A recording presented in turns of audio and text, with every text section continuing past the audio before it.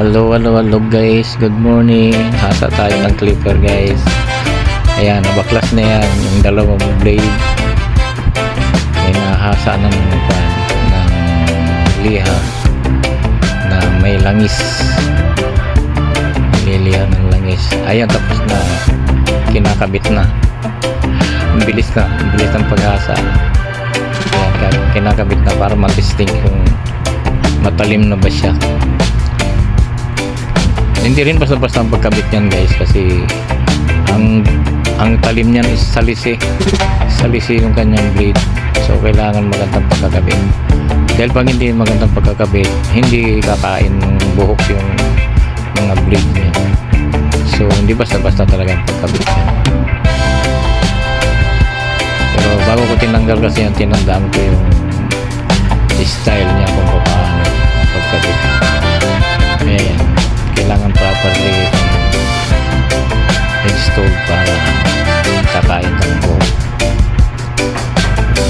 Otherwise, pag hindi maganda ang pagkabit, hindi puputol ng buhok yan. Ayan guys, dali lang naman maghasa ng natutunan ko lang naman yan sa YouTube guys.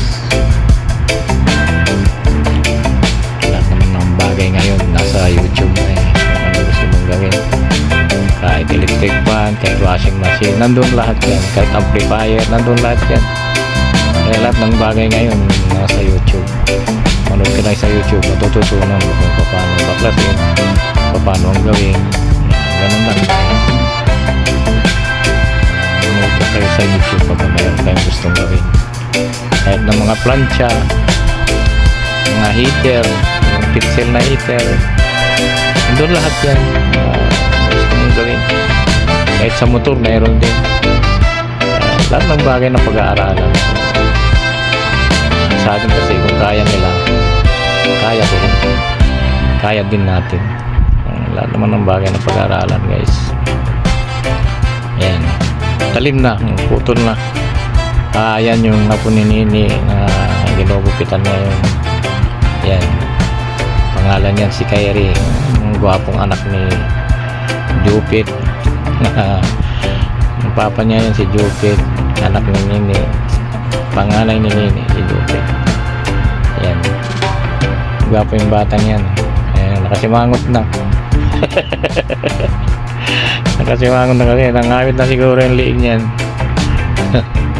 Sandali lang naman ginupitan niya, kaya madaling magupit pag clipper, hindi matagal. Hindi kagaya no na gunting lang ginagamit, matagal kasi kailangan pantay-pantay.